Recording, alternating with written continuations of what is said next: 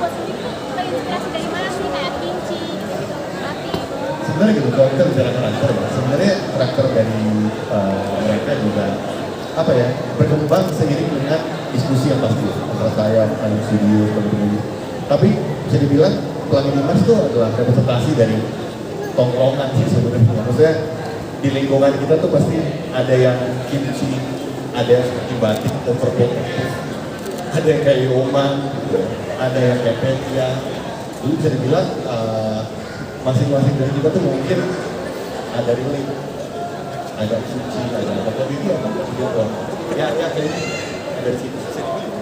Berarti representasinya memang melihat dari kepribadian orang gitu ya Mas ya? Secara tidak langsung ya, secara kesengajaan disesuaikan sama kebutuhan storytelling. Tapi secara tidak langsung setelah kita menyelesaikan segala keputusan, jadi iya ini memang pada akhirnya karya itu kan adalah apa ya, kadang-kadang ada dalam membuat karya itu ada yang sengaja, ada yang subconsciously, tapi kita nggak sadar. Jadi setelah ini berjalan, memang pada akhirnya kita ngelihat, ini sih mereka nih robot-robot yang sebenarnya ada di lingkungan kita juga, di tongkrongan kita, ada si Kimchi, ada si Yoma, ada si Petia. Sih boleh seperti apa sama Kak Lutisya sendiri akhirnya filmnya rilis setelah sekian tahun berproses gitu?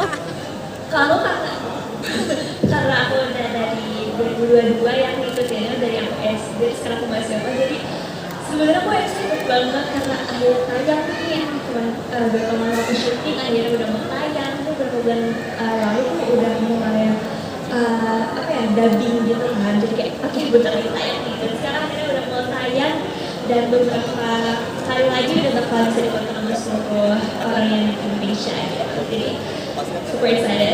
Boleh sekali lagi bentar, kan waktu itu kan masih kecil, sekarang udah dalam proses pendewasaan. Nah, kamu yang dewasa sekarang, remaja sekarang, lihat film Pelangi Dimas gimana sih mungkin? Ya, seneng banget sih itu. Aku juga sempat nonton dikit kemarin dan ngeliat kayak oke, keren banget ternyata. Ya juga sih. Bunda gimana Bun? Ya. Kalau aku gak sabar juga, soalnya ketika kita syuting kan syutingnya cuma di dalam studio kan.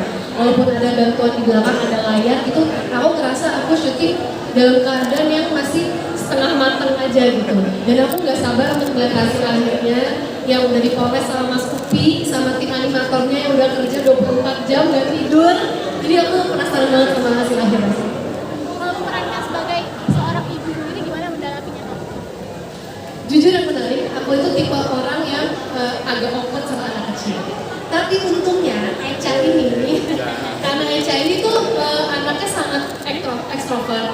Dia itu gampang mudah dekat sama orang yang dia udah kenal gitu.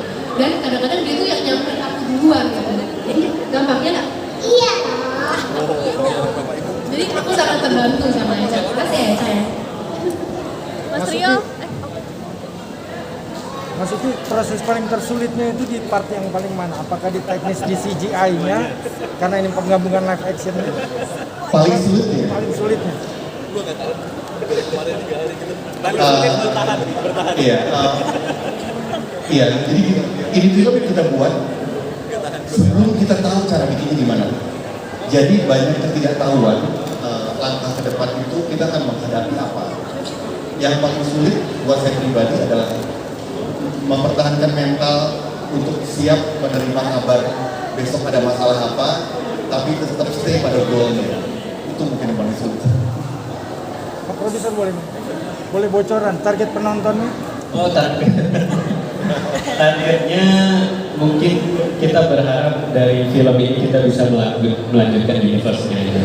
Angka kita serahkan ke Indonesia, mudah-mudahan bisa diterima dengan baik. Karena kalau ini diterima tentu kami ingin melanjutkan sequel, prequel, spin-off-nya. Siapa Supi mungkin? Ada sequel, prequelnya? Harus ada. Harus. Mau tanya dong ke Mas Rio sendiri, ini kan perannya sebagai ayah juga kan ya? Ya. Ada beda nggak sih di sini dengan mungkin acting yang lain sebelumnya itu? Apalagi suasananya beda banget gitu kan? Iya, terutama ketika premier ini saya jarang banget karena saya bisa datang. Jadi ya, senang banget rasanya, maksudnya bisa dinikmatin satu keluarga, semuanya full. Kalau misalkan kayak film horor, keluarga saya, ibu saya itu nggak mau datang. Dia takut soalnya.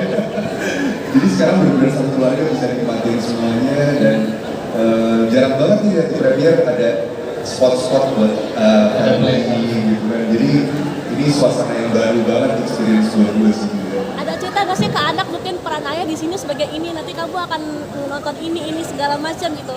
Ada cerita ke anak nggak sih mungkin soal peran Mas Rio di film ini mungkin?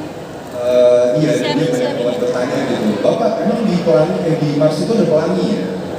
Ya. Kan nggak mungkin di sana bisa ada pelangi, karena nggak mungkin ada hujan, oh ya gitu ya, ya. Bapak aja yang belajar ya. Akhirnya jawabnya gimana mungkin Mas Rio? Ya saya jawab setahunya saya aja gitu, oh iya oke ya. Ya kalau emang nggak tahu kan kita nggak apa-apa juga kita belajar dari mereka.